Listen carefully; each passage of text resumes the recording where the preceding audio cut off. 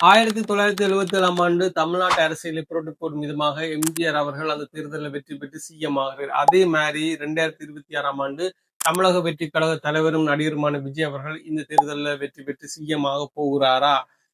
தமிழ்நாட்டை எடுத்து பார்த்தோம்னு சொன்னா அரசியல் சினிமா இந்த ரெண்டுமே மாறுபட்ட உலகமும் அல்ல. ரெண்டுமே பார்த்தோம்னு சொன்னா ஒரே பாதையில செல்ற விஷயமா இருக்கின்றது. அந்த பாதையில வெற்றிகரமா சென்ற ஒரே ஒரு ஆள் யாருன்னு சொல்லி பார்த்தோம்னு சொன்னா எம்ஜிஆர் அவர்களா தான் இருக்கிறார். அதே பாதையில வெற்றிகரமாக செல்ல முயற்சிக்கிற ஆள் யாருன்னு சொல்லி பார்த்தோம்னு சொன்னா நடிகர் விஜயா இருக்கிறார். நடிகர் விஜய் அவர்கள் எம்ஜிஆரை போல அந்த பாதையில பயணித்து வெற்றி பெற போகிறாரா, அல்லது நடிகர் விஜயகாந்த், நடிகர் சிரஞ்சீவி அவர்களுடைய லிஸ்ட்ல சேர போகிறாரா என்றுதான் இன்றைக்கு இந்த வீடியோ நாங்க பார்க்க போறோம். ரைட், என்ன விஷயம் என்று சொன்னா எம்ஜிஆர் அவர்களுடைய அரசியலையும் நடிகர் விஜயனுடைய அரசியல் சினிமாவையும் எடுத்து பார்த்தோம்னு சொன்னா எம்ஜிஆர் அவர்கள் 1972ஆம் ஆண்டு கட்சியை தொடங்கி அதிமுகவை தொடங்கி 1977ஆம் ஆண்டு தேர்தலில் போட்டியிடுறார். சிஎம் எலெக்ஷன்ல போட்டியிட்டு அதுல பெரிய அளவிலாக வெற்றி கண்டு தமிழ்நாட்டு அரசியலை புரட்டி போடும் விதமாக பெரிய அளவிலான ஒரு புரட்சி நடைபெறுகின்றது. சரி, அதே மாதிரி பேட்டர்ன் தான் இப்பயும் நடைபெற்று இருக்கின்றது. அதாவது நடிகர் விஜய் அவர்கள் 2 வருஷத்துக்கு முதல்ல கட்சி தொடங்கி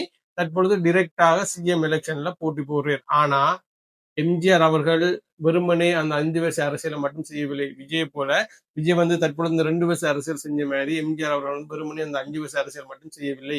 விஜய் எடுத்து பார்த்தோம்னு சொன்னா 2 வருஷத்துக்கு முன்ன அரசியல் கட்சியை தொடங்கி அந்த 2 வருஷம் மட்டும் பிரச்சாரம் செஞ்சு தேர்தலில் போட்டியிடல. எம்ஜிஆர் அவர்களை பார்த்தோம்னு சொன்னா 1952ஆம் ஆண்டு திமுகவில் உறுப்பினரா செய்யறாரு. அதுக்கப்புறம் பார்த்தோம்னு சொன்னா 1957ஆம் ஆண்டு திமுக தன்னுடைய முதலாவது சிஎம் எலெக்ஷனை ஃபேஸ் பண்றாங்க. அதுல எம்ஜிஆர் அவர்கள் பிரச்சாரம் செய்யறாரு. திமுகவுக்கு ஆதரவா பிரச்சாரம் செய்யறாரு. அதுக்கு பிறகு திமுகவில பொருளாளராக இருக்கிறார். தொடர்ந்து எலெக்ஷன்ல திமுகவுக்கு ஆதரவாக பிரச்சாரம் செய்து தொடர்ந்து அவருடைய திரைப்படங்கள் 1952ஆம் ஆண்டு காலப்பகுதியில் பெரிய அளவில் சினிமாவில உச்ச நட்சத்திரமாக இருந்தவரால் தான் எம்ஜிஆர் அவர்கள் தொடர்ந்து அவருடைய சினிமாவில திராவிட கொள்கைகள், திராவிட சிந்தனை தொடர்பாக நிறைய பாடல்கள்ல வரிகள் வைக்கிறார், நிறைய வசனங்கள் படங்கள்ல வைக்கிறார், நிறைய ஆதரவா திமுகவுக்கு ஆதரவா நிறைய வசனங்களை கதைக்கிறார் எம்ஜிஆர் அவர்கள். கிட்டத்தட்ட 25 வருஷ அரசியல எம்ஜிஆர் அவர்கள் அந்த சிஎம் எலெக்ஷன்ல ஃபேஸ் பண்றதுக்கு முதலே செஞ்சுட்டார். விஜய் போல 2 வருஷம் மட்டும் செய்யவில்லை. சரி, எம்ஜிஆர் அவர்கள் சினிமாவில மட்டும்தான் அரசியல் செஞ்சான்னு சொல்லி பார்த்தோம்னு சொன்னா இல்ல. எம்ஜிஆர் அவர்களை பார்த்தோம்னு சொன்னா அவருடைய நிஜ வாழ்க்கையிலையும் பார்த்தோம்னு சொன்னா நிறைய விஷயங்களை செஞ்சிருக்கிறார். அதாவது இலவசமா முன்பள்ளிகளை கட்டுறதா இருக்கட்டும், இலவச ஹாஸ்பிட்டல் கட்டுறதா இருக்கட்டும், இலவசமா காது கேட்காதவர்கள், வாய் பேசாதவர்களுக்காக பாடசாலைகள், மருத்துவமனைகள் கட்டுறதா இருக்கட்டும், நிறைய நன்கொடைகளை வழங்கினதா இருக்கட்டும், இப்படி நிறைய விஷயங்களை எம்ஜிஆர் அவர்கள் சினிமாவை தாண்டி நிஜ வாழ்க்கையிலையும் செய்கிறார். நடிகர் விஜய் எடுத்து பார்த்தோம்னு சொன்னா எந்த அளவுக்கு நன்கொடைகளை வழங்கி இருக்கிறார். குறிப்பா பார்த்தோம்னு சொன்னா ஈழ மக்கள் எங்களுக்காக எங்களுடைய நிவாரணத்துக்காக விஜய் அவர்கள் எவ்வளவு நிதியை அவர் கொடுத்திருந்தேன்னு சொல்லி நான் சொல்லி உங்களுக்கு தெரியணும் இல்ல, தெரியாதாக கூகுள் பண்ணி பாத்தீங்கன்னு சொன்னா உங்களுக்கு தெரிய வரும். ரைட், இப்ப நாங்க அதை பற்றி கேட்க போறோம். விஜய் எவ்வளவு நன்கொடை ஈழ மக்களுக்கு கொடுத்துருக்கு, விஜய் எவ்வளவு நன்கொடை தமிழ்நாடு மக்களுக்கு கொடுத்துருக்கு, விஜய் எவ்வளவு நல்ல விஷயங்கள் தமிழ்நாடு மக்களுக்கு செஞ்சிருக்குன்னு சொல்லி நாங்க பார்க்க போறது இல்ல. விஜயனுடைய இந்த அரசியல் பயணத்தை எடுத்து பார்த்தோம்னு சொன்னா எம்ஜிஆர் அவர்களோட விஜய் ஒப்பிட்டு விஜய் தன்னுடைய பிரச்சாரத்துல எம்ஜிஆர் அவர்களோட தன்னை ஒப்பிட்டு கதைக்கிறார். ஆனா பார்த்தோம்னு சொன்னா நிஜ வாழ்க்கையில எம்ஜிஆர் அவருடைய அரசியலுக்கும் விஜயனுடைய அரசியலுக்கும் நிறைய மாறுபட்ட வித்தியாசங்கள் இருக்கின்றது. எம்ஜிஆர் அவர்கள் ஒரு அடிப்படையான ஒரு உறுப்பினரா திமுகவில் சேர்ந்து அதுல இருந்து ஒரு பொருளாளரை எம்ஜிஆர் அவருடைய பேச்சாற்றலால நிறைய பிரச்சாரங்களை கதைச்சு தொடர்ச்சியாக மக்களை தண்டை பக்கம் இழுத்து தொடர்ச்சியாக பார்த்தோம்னு சொன்னா அந்த திமுக இடையில கருணாநிதிக்கு அவர்களுக்கும் எம்ஜிஆர் அவர்களுக்கும் இடையில ஏற்பட்ட பிரச்சனை காரணமா அங்க இருந்து 1972ஆம் ஆண்டு வெளியால கட்சி தொடங்கினார். வெளியால கட்சி தொடங்கி விஜய் மாதிரி டிரெக்டா தான் சிஎம் எலெக்ஷன்ல நிற்பேன்னு சொல்லி சிஎம் எலெக்ஷன்ல நிக்கல. அதுக்கு இடையிலே பார்த்தோம்னு சொன்னா 1973ஆம் ஆண்டு திண்டுக்கல் மாவட்டத்துல சட்டமன்ற தேர்தல் நடக்குது. அந்த சட்டமன்ற தேர்தல் போட்டிட்டு அதுல வெற்றி காண்றாரு. அதுக்கு பிறகு பார்த்தோம்னு சொன்னா 1977ஆம் ஆண்டு சிஎம் எலெக்ஷன்ல போட்டிட்டு பெரிய அளவிலான வெற்றியை எம்ஜிஆர் அவர் பெறுறார். சரி, இப்ப விஜயனுடைய அரசியல் எடுத்து பார்த்தோம்னு சொன்னா எம்ஜிஆர் அவருடைய அரசியல் பயணம் மாதிரி இல்ல. விஜய் தன்னை எம்ஜிஆருக்கு இணையாக ஒப்பிட்டாலும் அவருடைய அரசியல் எம்ஜிஆர் அவருடைய அரசியல் போல இல்ல. நடிகர் விஜயனுடைய அரசியல் நாங்க எடுத்து பார்க்கணும்னு சொன்னா அதுக்கு முதல்ல நாங்க நடிகர் விஜயகாந்த் மற்றும் நடிகர் சிரஞ்சீவியினுடைய அரசியல் நாங்க எடுத்து பார்க்கணும். தற்பொழுது நடிகர் விஜய்க்கு கூடின கூட்டத்தை விட 2005ஆம் ஆண்டு விஜயகாந்துக்கு கூடின கூட்டம் மிகப்பெரியது. நடிகர் விஜய்க்கு கூடின கூட்டத்தை விட 2005ஆம் ஆண்டு ஆக நிறைய வருஷங்களுக்கு முன்னமும் இல்ல. அந்த 2005ஆம் ஆண்டு நடிகர் விஜயகாந்துக்கு நடிகர் விஜய்க்கு கூடின கூட்டத்தை விட மிகப்பெரிய அளவிலான கூட்டம் வந்து கூடியிருக்குது. 2006ஆம் ஆண்டு தேர்தல்ல வந்து விஜயகாந்த் அவர்கள் 234 தொகுதிகள்ல வந்து போட்டியிடுறார். ஆனா அங்க நடந்தது என்னதோ, அங்க கணிக்கப்பட்டது வந்து தற்பொழுது விஜய்க்கு கணிக்கப்பட்டிருப்பது போலவே வந்து விஜயகாந்த் அவர்கள் வந்து பெரிய அளவிலான வெற்றி காணுவார்ன்னு சொல்லி தான் கணிக்கப்பட்டது. ஆனா பார்த்தோம்னு சொன்னா, இந்த 234 தொகுதிகள்ல போட்டியிட்ட விஜயகாந்த் அவர்கள் வந்து விஜயகாந்த் மட்டும்தான் வந்து அந்த தொகுதியில வந்து வின் பண்றாரு. அதாவது 234 பேர் வந்து விஜயகாந்த் வந்து களத்துல இருக்கிறார். அந்த 234 பேர்ல வந்து விஜயகாந்த் அவர்கள் மட்டும்தான் வந்து வின் பண்றாரு. விஜயகாந்த் பார்த்தோம்னு சொன்னா மொத்தமாக 8 வீத வாக்குகள் மட்டுமே வந்து கிடைக்கப்படுகின்றது.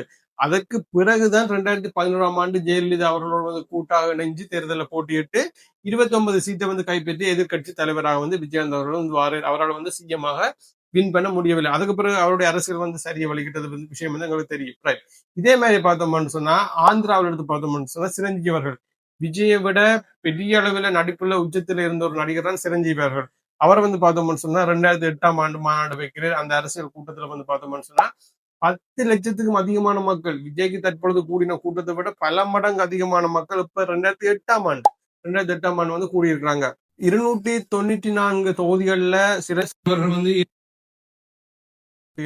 அந்த 288 தொகுதிகளையும் பார்த்தோம்னு சொன்னா நடிகர் விஜயை போலவே வந்து சிரஞ்சீவி அவர்கள் வந்து 2 தொகுதியில வந்து போட்டியிடுறார். ஆனா அங்க நடந்தது என்னன்னு சொன்னா அந்த 2 தொகுதியிலையும் சிரஞ்சீவி அவர்களுக்கு வந்து ஒரு தொகுதியில படுதோல்வி கிடைக்குது. இன்னொரு தொகுதியில வந்து அவருக்கு வெற்றி கிடைக்குது. மொத்தமா பார்த்தோம்னு சொன்னா 18 வீத வாக்குகளை மட்டுமே வந்து அவரால் பெறக்கூடிய மாதிரி இருக்கின்றது. நடிகர் விஜய்க்கும் பார்த்தோம்னு சொன்னா ஆனா அந்த சிரஞ்சீவி விஜயகாந்த் அவர்களுடைய காலகட்டம் வந்து விஜயனுடைய காலகட்டத்தை விட கொஞ்சம் மாறுபட்ட காலகட்டமாக வந்து இருக்கின்றது. ஆனா தற்பொழுது இந்த விஜயனுடைய அரசியல் விஜயனுடைய காலகட்டத்தை எடுத்து பார்த்தோம்னு சொன்னா விஜயகாந்த், சிரஞ்சீவி, எம்ஜிஆர் இவர்களுடைய காலகட்டத்தை விட வந்து விஜயனுடைய காலகட்டம் வந்து கொஞ்சம் சமூக வலைதளத்தினுடைய ஆதிக்கம் நிறைந்த ஒரு காலகட்டமா வந்து இருக்கின்றது. சரி, இந்த சமூக வலைதளத்தினூட வந்து விஜய்க்கு பெரிய அளவிலான ஒரு சப்போர்ட் வந்து இருப்பது போல ஒரு காட்சி கிரியேட் பண்ணப்பட்டாலும் உண்மையிலேயே விஜய்க்கு கூடின கூட்டம் வந்து வாக்குகளாக மாறுமான்றது வந்து கொஞ்சம் கேள்விக்குரியதான் இருக்கிறது. தற்பொழுது நடைபெற்றிருக்கிற தேர்தலை பார்த்தோம்னு சொன்னா இதுவரைக்கும் தமிழ்நாட்டு அரசியல் இல்லாத அளவுக்கு கிட்டத்தட்ட 85 வீதமான வாக்குகள் வந்து பதிவு செய்யப்பட்டிருக்கின்றது. ஆனா இந்த 85 வீதமான வாக்குகள் வந்து யாரால வந்திருக்குன்னு சொல்லி ஒரு கேள்விக்குறி இருக்கின்றது. ஒருவேளை நாம் தமிழர் கட்சியினுடைய பிரச்சாரத்தால அந்த வாக்கு வீதம் அதிகரிக்கப்பட்டிருக்குதா, அல்லது அதிமுகவினுடைய பிரச்சாரத்தினால அந்த வாக்கு வீதங்கள் அதிகரிக்கப்பட்டிருக்கின்றதா, அல்லது திமுக இந்த அரசியல் எடுத்து பார்த்தோம்னு சொன்னா தமிழ்நாடு இந்த எலெக்ஷன் எடுத்து பார்த்தோம்னு சொன்னா திமுகவோட 21 கட்சிகள் வந்து கூட்டணி வச்சிருக்காங்க. திமுக தனியா வந்து இதுல வந்து போட்டியிடையில திமுகவோட 21 கட்சிகள் வந்து கூட்டணி வச்சிருக்காங்க. சரி, திமுகவினுடைய பிரச்சாரத்தால இந்த வாக்கு வீதம் அதிகரிக்கப்பட்டிருக்கின்றது, அல்லது உண்மையிலேயே நடிகர் விஜய்க்கு கூடின கூட்டம் தான் இந்த வாக்கு வீதமாக அதிகரிக்கப்பட்டிருக்கான்னு சொல்லிலாம் வருகின்ற 5ஆம் தேதி வந்து எங்களுக்கு தெரிய வரும். ஆனா உண்மையிலேயே நடிகர் விஜயனுடைய அரசியல் வந்து எம்ஜிஆர் அவருடைய அரசியலோட ஒப்பிடக்கூடிய ஒரு அரசியலா இருக்கின்றதா? எம்ஜிஆர் அவர்கள் செய்த மாதிரியே விஜய் அவர்கள் வந்து 25 வருஷ அரசியல் வந்து செஞ்சிருக்கிறார். எம்ஜிஆர் அவர்கள் நிஜ வாழ்க்கையில ஈழ மக்களுக்கு ஆதரவாக செஞ்ச விஷயங்களும் தமிழ்நாட்டு மக்களுக்கு ஆதரவாக செஞ்ச விஷயங்கள் போல வந்து உண்மையிலேயே நடிகர் விஜய் அவர்கள் ஈழ மக்களுக்கு ஆதரவாகவும் தமிழ்நாட்டு மக்களுக்கு ஆதரவாகவும் என்னென்ன விஷயங்கள் வந்து செஞ்சிருக்கிறது என்பது தொடர்பான உங்களுடைய கருத்துக்கள் வந்து கமெண்ட் செக்ஷன்ல பதிவு செய்யுங்க. தற்பொழுது யாழ்ப்பாணத்துல நடிகர் விஜய் அவர்களுக்கும் நாம் தமிழர் கட்சி சீமான் அவர்களுக்கும் ஆதரவுகள் அதிகரித்திருக்கின்ற தொடர்பான உங்களுடைய கருத்துக்கள் வந்து கமெண்ட் செக்ஷன் பதிவு செய்யுங்க. நீங்க நம்ம சேனலை சப்ஸ்கிரைப் பண்ணலன்னு சொன்னா ஒருக்கா சப்ஸ்கிரைப் பண்ணுங்க. இன்னொரு வீடியோவில் உங்களை சந்திக்கிறேன். நன்றி.